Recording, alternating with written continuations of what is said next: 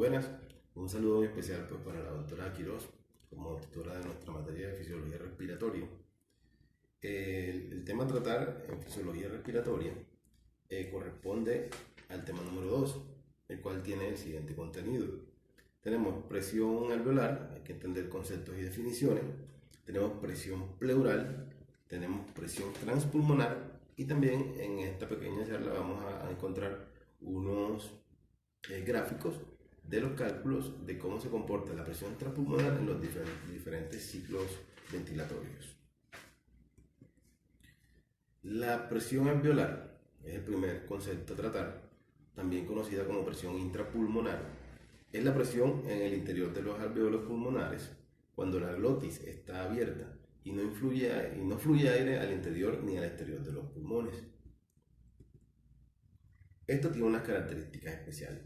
Dichas características encontramos, por ejemplo, primero, en el interior del pulmón lo disminuye, aumentando el volumen. Otra característica es el volumen de la caja torácica aumenta por la musculatura inspiratoria.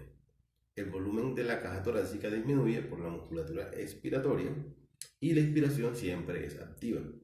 La expiración se hace activa con el ejercicio, porque aquí en este fenómeno se acelera el proceso.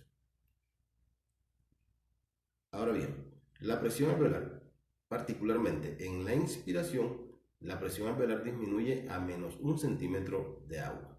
Y en la expiración, la presión alveolar se eleva a más 1 centímetro de agua. Más adelante lo vamos a entender en el gráfico. Este gráfico, que observamos como primero en el eje de las X y en el eje de las Y, entendiendo que en el eje de las X está la presión medida en centímetros de agua y el volumen pulmonar medido en litros. Y en el eje de las Y vamos a encontrar la inspiración y la expiración. Recordemos que la inspiración dura aproximadamente 2 segundos y la expiración dura aproximadamente de 2 a 3 segundos, siendo esta segunda mayor normalmente. Ahora bien, también hay que entender que encontramos en el pulmón o a nivel del sistema respiratorio que hay una pleura visceral y una pleura parietal, como lo vamos a ver más adelante.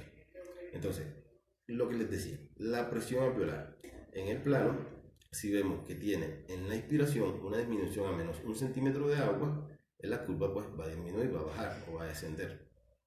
Y en la expiración la curva va a ascender a más 1 centímetro de agua, cambiando esta presión alveolar como tal.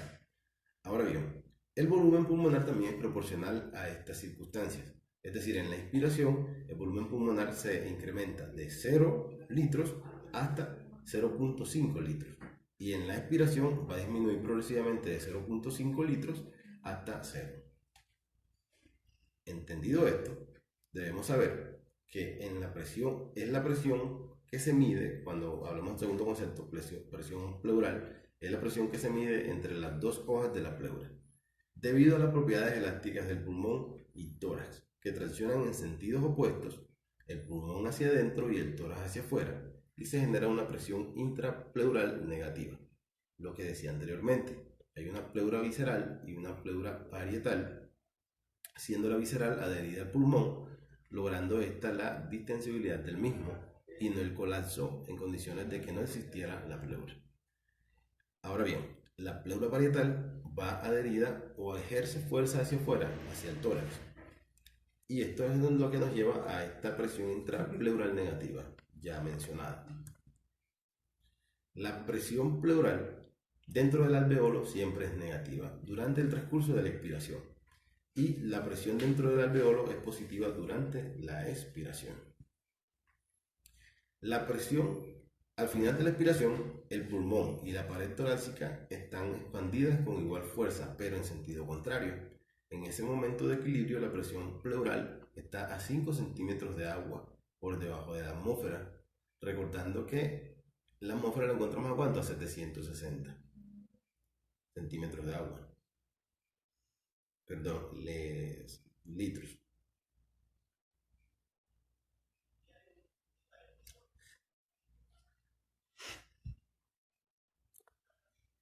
Ahora bien, la presión pleural. Si se produce una rotura de la pared torácica, entra aire que lleva a cero el gradiente de presión.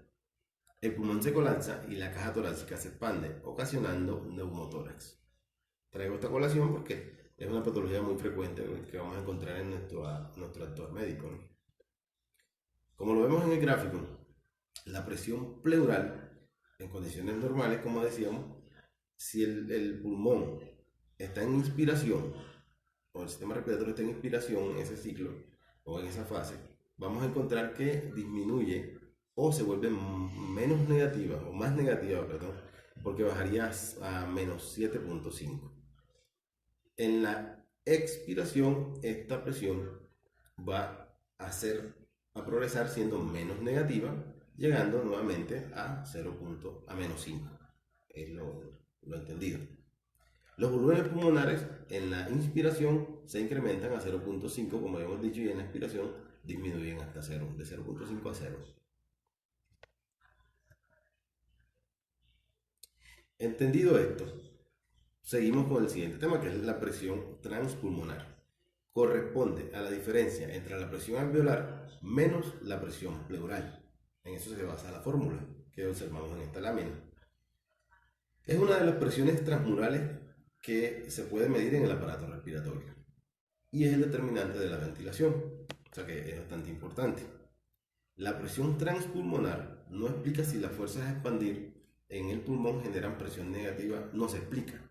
Si las fuerzas a expandir el pulmón genera presión negativa dentro de la pleura y nos da una idea si el pulmón tiende a colapsar o a expandir. Una presión transpulmonar positiva indica que el pulmón tiende a expandirse, como lo vemos en la fórmula o en el cálculo. Y la presión transpulmonar negativa indica que el pulmón tiende a colapsar, como lo observamos en esta fórmula y en este cálculo. Hay situaciones particulares en las cuales la presión transpulmonar se va a ver alterada. Por ejemplo, el incremento de la presión intrapulmonar. ¿Cómo logramos esto? Cuando ponemos PIP o agregamos PIP en el caso de la ventilación. Y disminución de la presión intrapleural. Un ejemplo de esto es la aspiración durante un drenaje pleural. Ahora bien, cuando ya complementamos la gráfica o completamos la gráfica, donde tenemos la presión pleural, presión alveolar y el volumen pulmonar, es donde podemos observar que aparece ya la presión transpulmonar, como lo hemos dicho, que es la diferencia entre las dos, entre la pleural y la alveolar, siendo una presión hacia afuera y una presión hacia adentro, para entenderlo de esa manera. Y bueno, este es un breve resumen de la investigación pues, determinada en cuanto a las presiones pleurales, alveolares y pulmonares.